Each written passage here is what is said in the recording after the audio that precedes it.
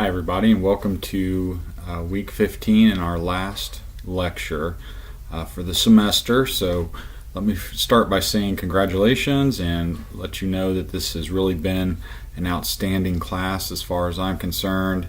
Everybody has put in a lot of hard work, and I really appreciate the effort that you put forth in the discussions and in your journals and your response papers.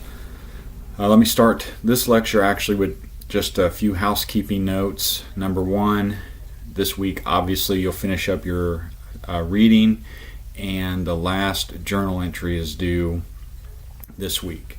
If possible, I would like you, when you submit that journal entry, I would like you to submit all of your entries together as one document. So if you could cut and paste the previous entries with journal entry 6, that would be great, so I could kind of take a look at it as a whole document. I would appreciate that. Number two,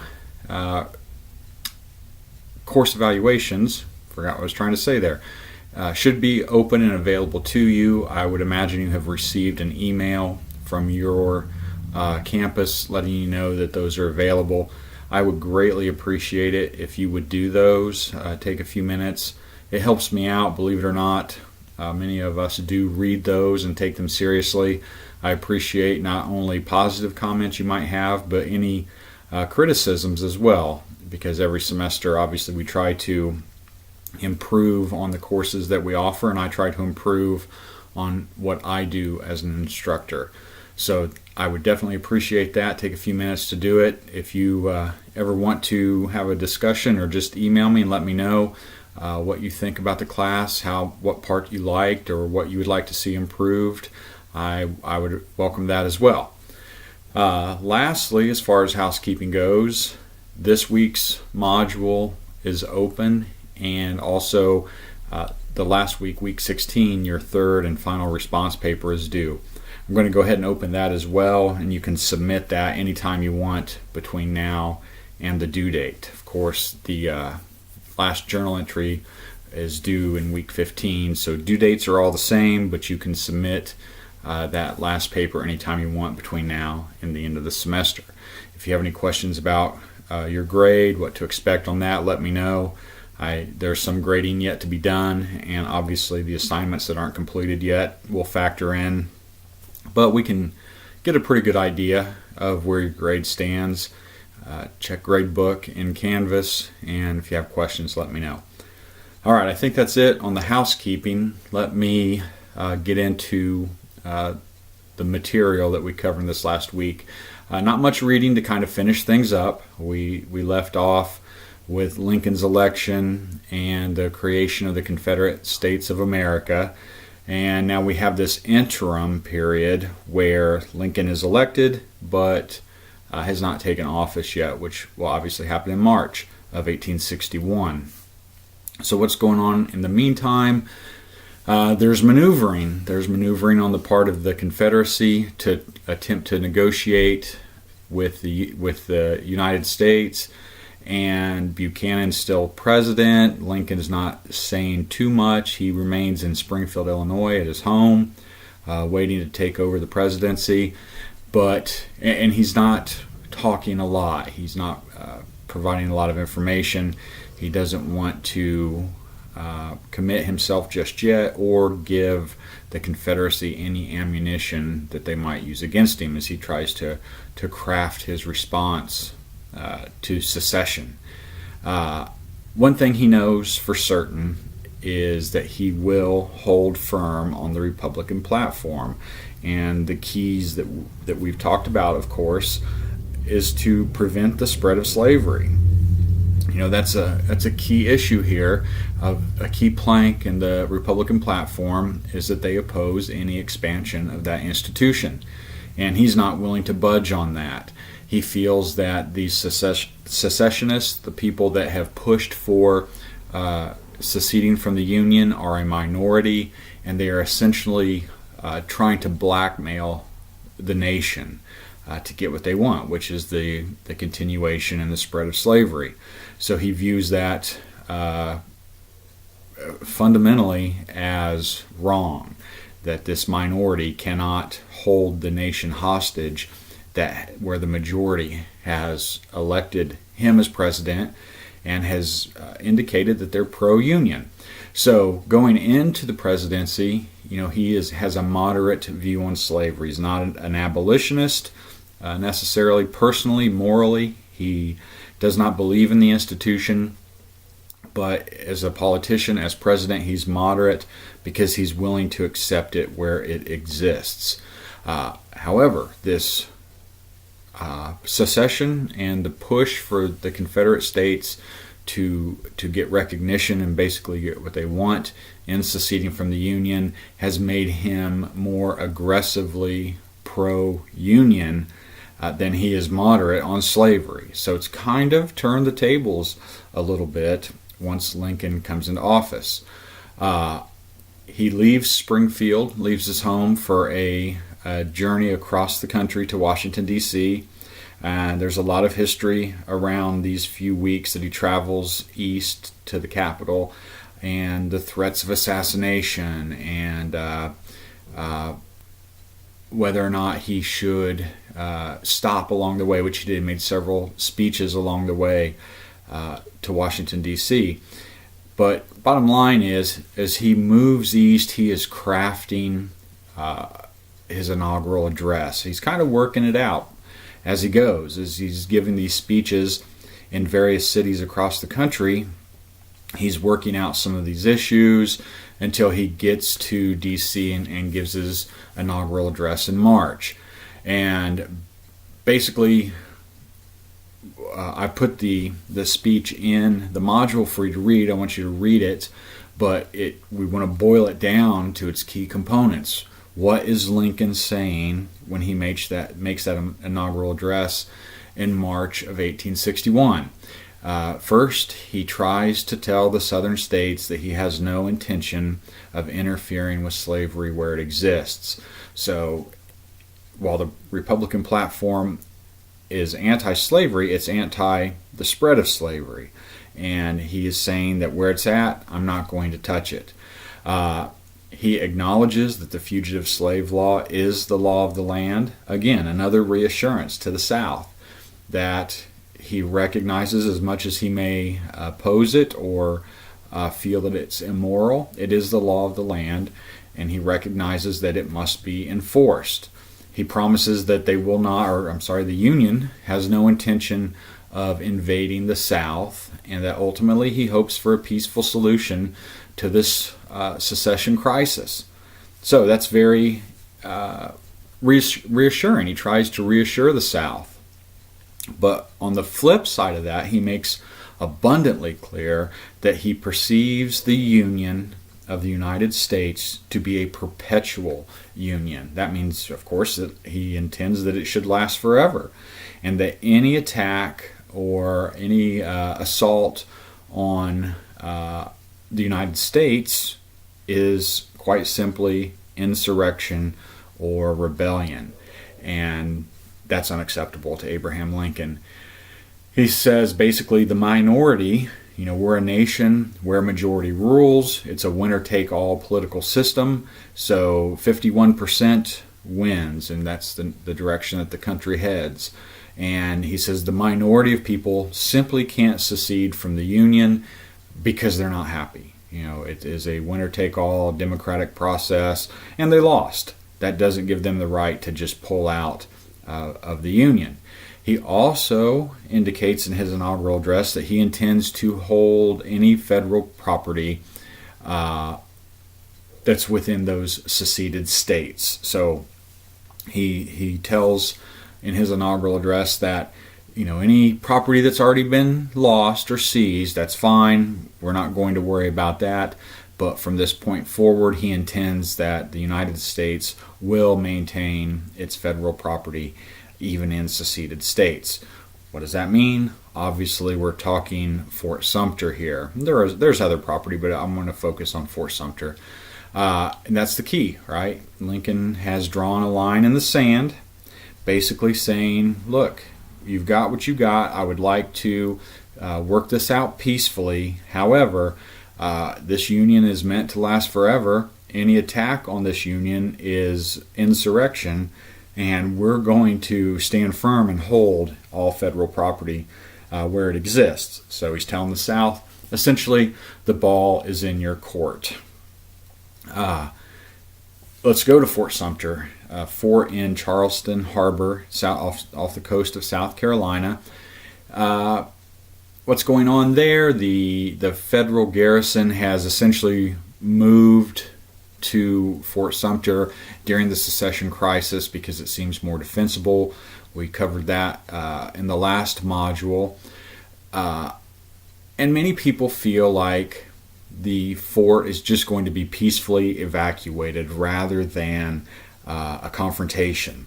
Even Secretary of State Seward, speaking well out of turn, Seward, he envisions himself as the true president, right? Air quotes, of course, there. He doesn't necessarily respect Lincoln. He doesn't think Lincoln has the experience to lead, and he's setting himself up kind of to take over, maybe not in name, maybe not actually as the president, but certainly as the most powerful man in Washington, D.C. And he even suggests to the Confederate commissioners that are in Washington, D.C., trying to meet with Lincoln and his cabinet to discuss terms, basically, of their new country. He even suggests, Seward does, to the Confederate commissioners that probably we're going to evacuate Fort Sumter. Unfortunately, Lincoln doesn't have that necessarily in mind. Of course, it's an option, but he's moving in a different direction. And when this is learned that the Union's not necessarily planning to evacuate, well, the Confederacy sees this as a betrayal, right? Further proves to them that these black Republicans are diabolical and cannot be trusted. So this even pushes us, maybe not to war, but it certainly keeps tensions very tight, and things are not very good between the Confederate commissioners and what they're taking back from Washington, D.C. All right, so ultimately, Abraham Lincoln decides that he is going to send needed supplies to Fort Sumter, and he decides that he's going to do that. He makes that decision on April 4th. And this is not a attempt to necessarily reinforce with troops or to make the fort stronger. But remember, as inaugural, he says, we're going to hold federal property. Fort Sumter is a federal fort. And he wants to send in reinforcements, not going to make this aggressive, but he's going to maintain the garrison there. Of course, Confederate leaders, and we can always look, right, the statements and the perceptions. In this case, the Confederacy looks upon this as an aggressive move by Lincoln, right? That the thing for the garrison at Fort Sumter would be to the Confederacy, retreat, just leave. And the fact that you're provisioning Fort Sumter suggests to the South that they're not planning on leaving. So, of course, that is upsetting. Jefferson Davis, president of the Confederacy, a few days prior, determines that if there is any attempt to reinforce or to provision Fort Sumter, that they will fire upon the troops, the federal troops, and those attempting to provision the fort. Also, let me point out that Lincoln says that it's provisions only unless we're attacked, right? So he throws that caveat in there that if the South elects to attack, that we will respond in force. So on April 12th, 1861, the Confederacy begins the bombardment of Fort Sumter. It's the first official battle of the Civil War. Luckily, there are no casualties. After about a little over 30 hours of bombardment, there are no casualties. And Major Anderson, the commanding officer at Fort Sumter, surrenders. He had no choice. There was no way. It was indefensible without reinforcements. And there was some confusion on the part of the Union, some perhaps Seward again overstepping his bounds, and we don't have the forces present that we had intended to actually force our way into Fort Sumter. So it ends up that Anderson simply surrenders on April 14th. And what this does is this brings the North together, right?